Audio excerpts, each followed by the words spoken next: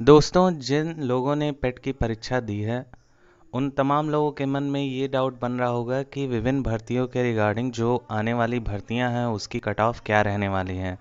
तमाम तरह की परेशानियां हुई होंगी उन लोगों को अपने सेंटर में पहुंचने वक्त, क्योंकि इतना दूर दूर टेस्ट जो है सेंटर आप लोगों का भेज दिया गया था कि काफ़ी लोग जो है सेंटर पे जाने से हिचकिचा रहे थे और कई लोगों ने पेपर भी छोड़ दिया है।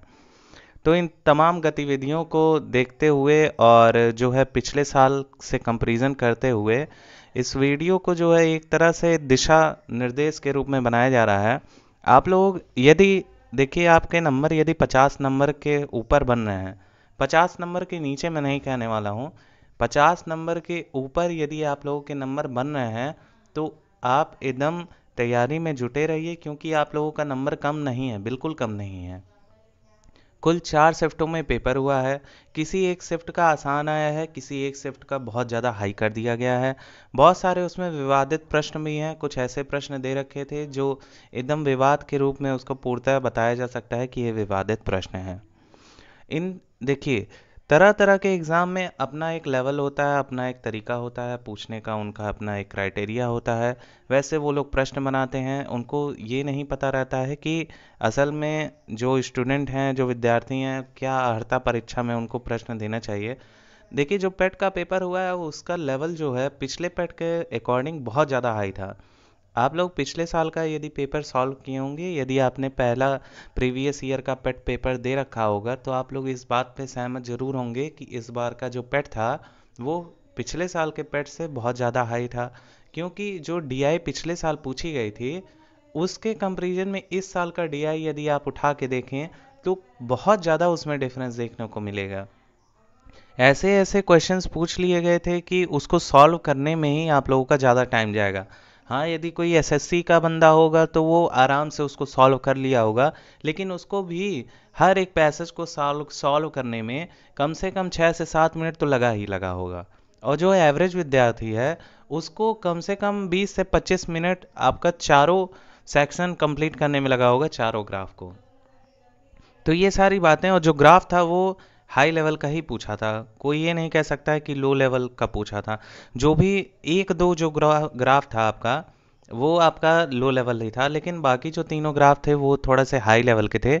आप लोग ये बात जरूर रियलाइज़ किए होंगे अपने सेंटर में जाने के वक्त, और जब परीक्षा आप लोगों ने दे रखी थी तब आप लोगों को ये बात जरूर मन में खटक रहा होगा कि बहुत जो है हाई लेवल का पूछ लिया था और आप लोगों ने वैसे तैयारी भी नहीं की थी। तो इससे एक हिंट भी आप ले सकते हैं कि अब जो तैयारी करना है आपको, जो आने वाली वैकेंसीज हैं, लेखपाल की हुई, वीडियो की हुई, तो जूनियर असिस्टेंट की हुई, चुनाव आयोग में बहुत सारी वैकेंसी आने वाली हैं आप लोगों की। तो इन तमाम भर्तियों के रिगार्डिंग जो भी सिलेबस दिया जाए उस पर आप लोग को हाई लेवल की मेहनत करनी है। ये पेट ये चीज़ क्लियर कर दिया है कि ये कम एवरेज वालों के लिए नहीं है, ये टॉप क्लास के लड़कों के लिए ही ये वैकेंसीज है। तो आपको एवरेज से अब ऊपर उठना पड़ेगा। बिना ये देखिए, जो ग्राफ था वो उसका लेवल ही ऐसा कर दिया गया था कि अगर कोई अच्छा बुद्धिमान विद्यार्थी होगा तो इस बात को वो ज़रूर समझ गया होगा कि इतने से काम नहीं चलने वाला है, हमको और मेहनत करनी पड़ेगी।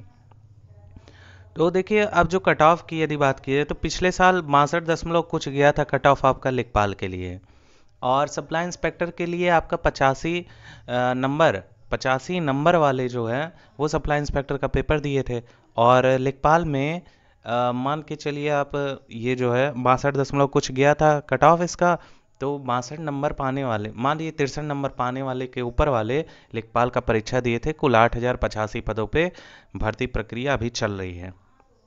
इस बार वैकेंसीज की संख्या कम है, लगभग 4500 वैकेंसी हैं, प्लस वीडियो की भी वैकेंसी इसमें आने वाली है 2000 के लगभग।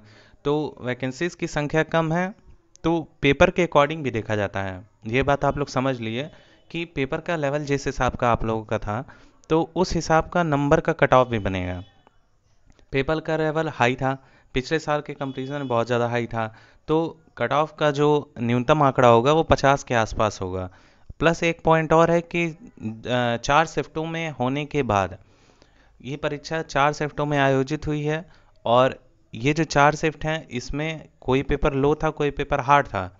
तो इसमें नॉर्मलाइजेशन की प्रक्रिया तो होनी तय है।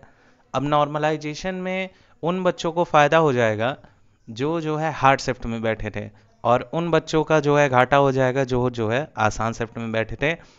तो ज़्यादा हेर फेर नहीं होता है। पिछले बार भी आप लोग देखेंगे तो एक नंबर, 1 दशमलव कुछ नंबर या 2 नंबर यही बढ़ाया गया था। जिनका जो भी लेखपाल के परीक्षा में बैठे होंगे, जो भी पेट दिए होंगे, वो लोग ये बात जानते होंगे। आप लोग यदि आप पेट पिछला वाला दिए थे तो आप लोग कमेंट करके ज़रूर बताइएगा कि आपका कितना परसेंटाइल तब बन रहा था और अब आपके कितने नंबर बन रहे हैं। मिलाने के बाद कोचिंग सेंटर्स जो भी ऑनलाइन है उनके थ्रू जो भी बताया गया है उसमें कितना नंबर बन रहा है। देखिए, 50 नंबर यदि आप पा रहे हैं तो 50 नंबर एक जो है अच्छा खासा आंकड़ा होता है, कोई नॉर्मल नहीं होता है। तो नॉर्मलाइजेशन के बाद आपका नंबर बढ़ेगा, मान के चलिए कि 52, 53 या 55 तक भी पहुंच सकता है। तो आप लोग फ़ायदे में हैं, आप लोग प्रिपरेशन चालू कर दीजिए। यही आपकी कट ऑफ कुछ ऐसी ही रहने वाली है। मैं एक वृहद एनालिसिस के साथ एक वीडियो ज़रूर बनाऊंगा। आप लोग नए हैं तो सब्सक्राइब कर लीजिएगा, उस वीडियो को जल्द से जल्द मैं अपलोड करूंगा। धन्यवाद। सब्सक्राइब कीजिए, लाइक कीजिए और शेयर कीजिए। Thank you so much for watching.